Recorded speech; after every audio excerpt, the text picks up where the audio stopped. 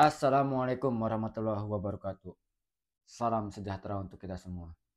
Semoga rekan-rekan yang menyaksikan video ini dianugerahi kesehatan dan kebaikan selalu. Baik, edisi omongan kita kali ini membahas mengenai persoalan struktural di dalam politik Indonesia. Yang menjadi titik fokus dari pendekatan struktural adalah warisan kesejarahan. Mengapa? Karena ya, yang namanya struktur kekuasaan terbentuk melewati suatu proses historis atau proses rentang waktu yang panjang. Dengan kata lain, suatu fenomena sosial atau politik terjadi atau terbentuk bukan sesuatu yang berdiri sendiri. Poin penting lainnya yaitu eh, bagaimana pertarungan di antara faksi-faksi yang ada, faksi-faksi sosial maupun politik. Dan poin yang paling penting laginya adalah sifat dari relasi kekuasaan yang sesungguhnya bekerja. Bila kita kaitkan dengan politik Indonesia ya, dan mendasarkan pada beberapa poin yang tadi saya ungkap, kita tentu akan paham mengapa belakangan terjadi semacam konsensus di kalangan ilmuwan sosial ataupun politik bahwa demokrasi Indonesia terjadi kemunduran yang begitu hebat. Atau dengan kata lain, belakangan atau kondisi belakangan adalah puncak dari kemunduran demokrasi Indonesia, setidaknya bila kita mengacu pada 2 dekade ke belakang ya. Dan kemunduran demokrasi tadi ya terkonfirmasi juga di dalam skor-skor indeks rankingan yang dilakukan oleh beragam lembaga internasional. Nah, lalu mengapa saya tadi mengatakan pendekatan struktural akan mempunyai kekuatan di dalam menjelaskan persoalan kemunduran tadi ya? Karena sejak awal demokrasi Indonesia adalah demokrasi yang iliberal. Mengapa demokrasi Indonesia sejak awal adalah demokrasi iliberal? Karena ketika kita memasuki masa yang disebut sebagai reformasi ya, memang terjadi perubahan institusional yang lebih demokratis, lebih terdesentralisasi dan semacamnya. Tapi kita tidak boleh mengabaikan sifat dari relasi kekuasaan yang disebut oleh beragam scholar seperti Fedi Hadis, Richard Robinson dan seterusnya sebagai predatoris masih menopang rezim di dalam orde reformasi. Karena ya pola yang atau sifat dari relasi kekuasaan yang predatoris tadi ya yang benar-benar terkonsolidasi ketika orde baru ya masih bertahan dan bisa beradaptasi di dalam rezim demokrasi. Nah, atau di dalam rezim orde reformasi. Nah, di dalam rezim orde reformasi juga ya, faksi-faksi lama ya, faksi-faksi lama atau kekuatan lama masih bertahan juga dan masih eksis serta masih menjadi kekuatan yang cukup penting di dalam konstelasi politik Indonesia. Kondisi tersebut ya mau tidak mau mengharuskan elit-elit di orde reformasi banyak melakukan kompromi ya, dengan faksi-faksi lama ataupun dengan elit lama dan dengan cara kerja-kerja lama ya, yang sesungguhnya bersifat iliberal. Apa contohnya?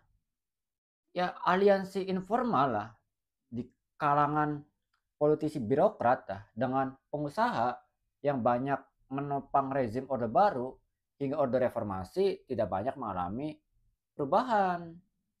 Konsekuensinya ya, konsekuensinya adalah lembaga-lembaga negara ya dan akses terhadap sumber daya material yang banyak dikuasai atau banyak dikontrol oleh segelintir elit. Ingat loh ya, kekayaan sumber daya material di Indonesia ya, sebagian besar atau sebagian banyak dikuasai oleh kurang dari 1% masyarakat Indonesia yang disebut sebagai oligark itu ya, rekan-rekan sekalian. Apa konsekuensi lainnya? Karena lembaga negara tadi ya lebih mudah dikontrol oleh kekuatan yang bersifat predatoris ya. Ya lembaga-lembaga negara juga akan rentan dimanipulasi untuk memenuhi kepentingan elit tadi. Dengan kata lain, nah, ya sejak awal demokrasi kita adalah demokrasi yang rentan. Kalau demokrasi kita adalah demokrasi yang rentan, konsekuensinya demokrasi kita sulit terjadi yang namanya konsolidasi. Konsekuensi lainnya lagi, ya demokrasi kita akan mudah dibawa ke dalam jurang kehancuran, nah dalam tanda kutip, ataupun dibawa ke titik nadirnya gitu. Nah itu ya rekan-rekan sekalian gambaran singkatnya ya. Saya ambil contoh kasus misalnya di tahun 2014 ketika Jokowi menang Pilpres ya, sejumlah analis menyebut bahwa kemenangan Jokowi adalah kemenangan demokrasi. Dengan kata lain, nah, kemenangan Jokowi sama dengan menyelamatkan demokrasi. Karena saat itu yang menjadi pesaing Jokowi adalah Prabowo, seorang elit ya, yang dianggap merepresentasikan kekuatan lama, yang dalam hal ini adalah rezim Orde Baru. Tapi ya, seorang strukturalis ya akan skeptis atau bahkan sinis dengan cara pandang yang seolah menempatkan Jokowi sebagai ratu adil tadi. Mengapa? Bukankah faksi lama yang dalam hal ini adalah faksi yang menjadi bagian dari Orde Baru juga di belakang Jokowi? Bukankah ketika pilkada Jokowi ketika pilkada 2000 berapa tuh 2012 Jokowi juga didukung oleh Prabowo. Nah, dari situ saja menunjukkan bahwa sesungguhnya Jokowi bukan seorang yang memiliki semangat anti terhadap rezim lama, bukan orang yang anti terhadap kekuatan yang dianggap bersifat illiberal. Dengan kata lain, nah Jokowi ya juga memerlukan semacam kompromi ya dengan kekuatan yang illiberal tadi, dengan faksi-faksi lama tadi. Dengan cara pandang yang seperti itu ya, tentu kita harusnya tidak kaget. Misalnya, walaupun ketika 2014 misalnya ya Jokowi menjanjikan masalah HAM akan terselesaikan ya, persoalan HAM di masa lalu akan terselesaikan. Bahkan Jokowi JK juga banyak menyinggung isu HAM yang menghantui Prabowo ya, menyerang Prabowo dengan isu HAM tersebut ya. Ya, tapi ya kita ya harusnya tidak kaget gitu ketika Jokowi nyatanya gagal menyelesaikan persoalan HAM tersebut ya.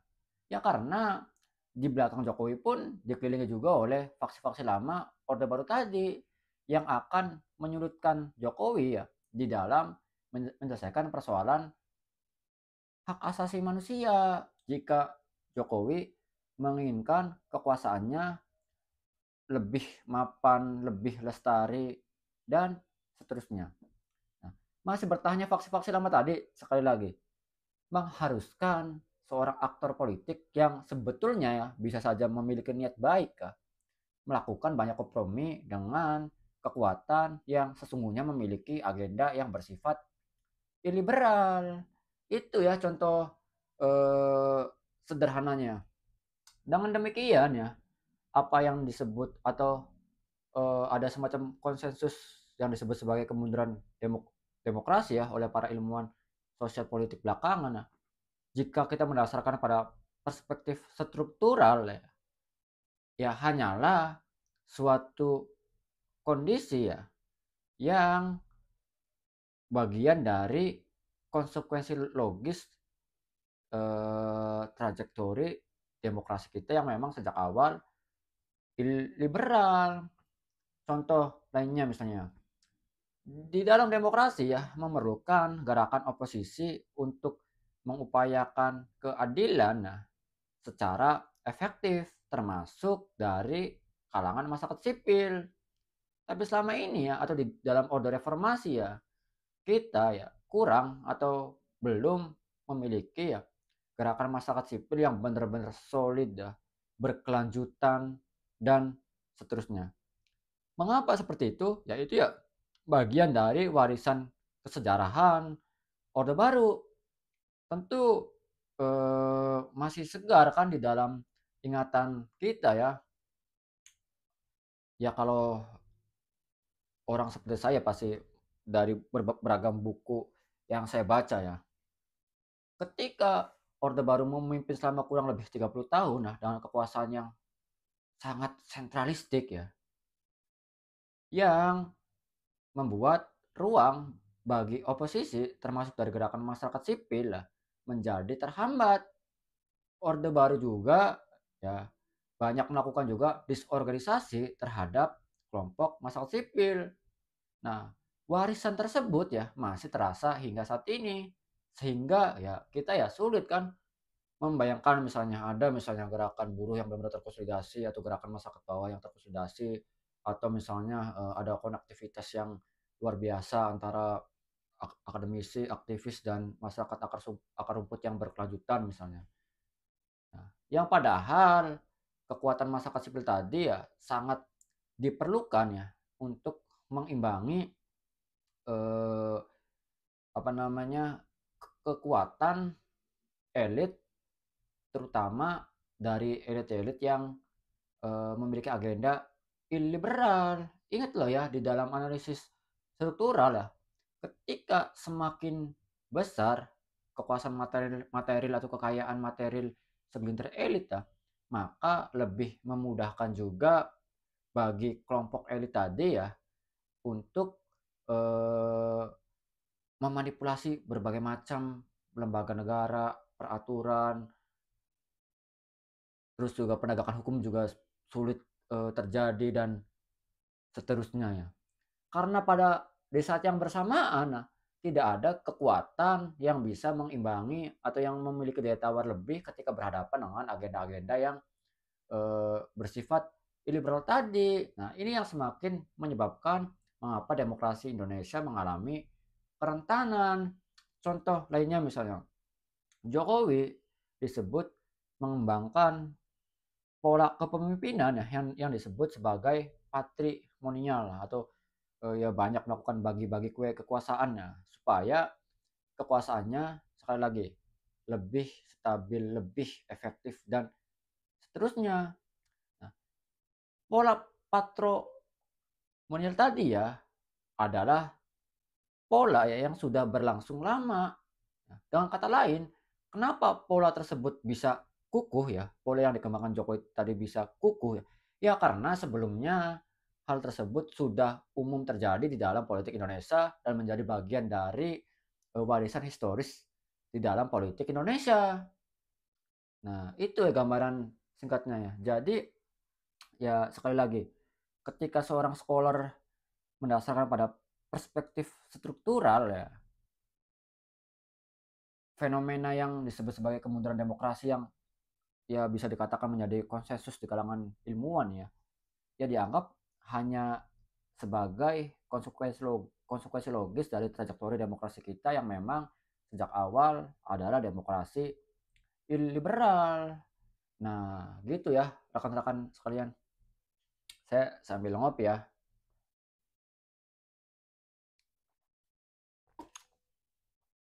Bagi saya ya, di era sekarang pun atau di era Pak Prabowo pun ya kondisinya tidak akan berbeda jauh ya.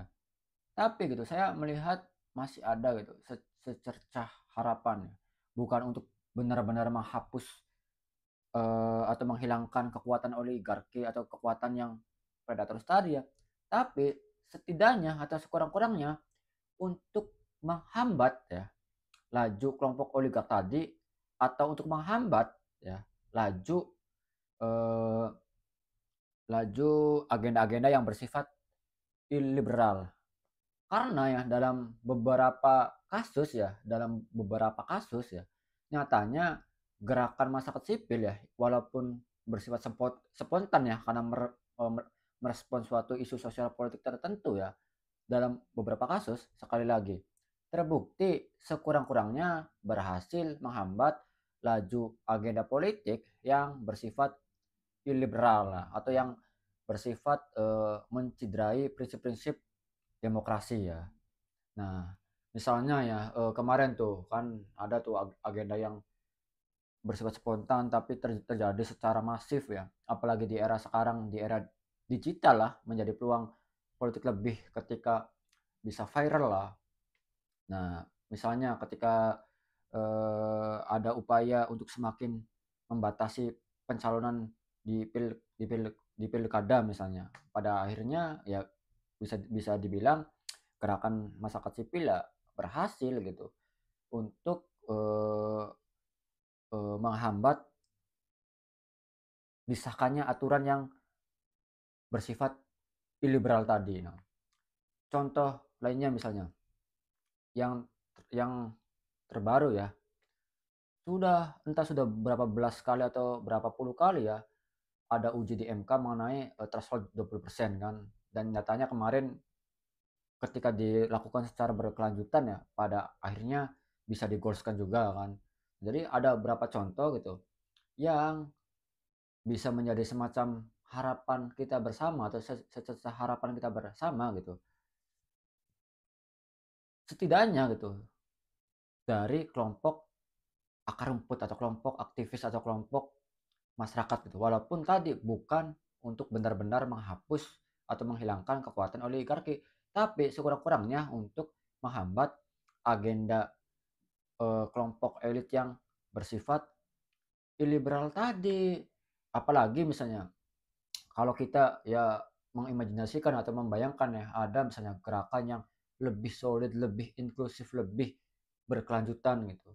Yang ketika benar-benar terkonsolidasi memiliki daya tawar lebih ketika dihadapkan dengan agenda-agenda kelompok oligarki ataupun elit-elit yang memiliki agenda iliberal. Nah, ini juga ya salah satu kritik kita untuk tesis struktural lah yang dalam politik Indonesia banyak mengacu kepada scholar yang memang sangat otoritatif seperti Fedi Hadis dan Richard Robinson, nah, yaitu kurang mengembangkan potensi agensi ya. Nah, itu memang menjadi catatan kritis juga ya. Di video selanjutnya gitu, insya Allah saya akan membahas atau mengkritik gitu tesis struktural, walaupun tadi pada satu sisi saya sangat mengakui kekuatan tesis struktural lah untuk menjelaskan akar persoalan di dalam politik Indonesia. Contoh lainnya misalnya kelemahan dari tesis ini ya, apakah benar misalnya di dalam sistem presidensialisme misalnya yang memberikan kewenangan besar ya kepada presiden ya, yang memberikan kewenangan besar kepada presiden, lalu kepentingan atau self interest presiden itu tidak bisa mempengaruhi fenomena sosial politik tertentu misalnya. Nah, itu kan yang menjadi catatan kritisnya. Dengan kata lain, bagaimana misal kita membayangkan misalnya ya, ada seorang aktor politik yang dia dikenal memiliki karisma, memiliki kepesan publik yang tinggi.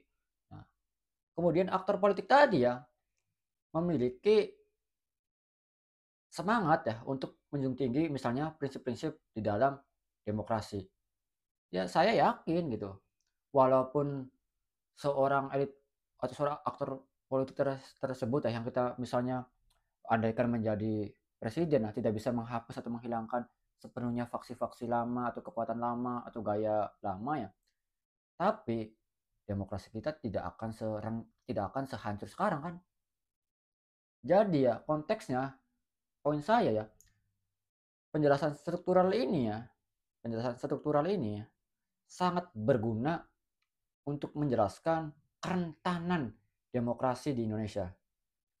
Karena demokrasi kita adalah demokrasi yang rentan ya, ketika disusupi oleh aktor politik, misal presiden atau siapapun ya, yang memiliki agenda liberal lah, dan dia bukan orang yang memiliki komitmen terhadap demokrasi, maka kerentanan tadi ya bisa dibawa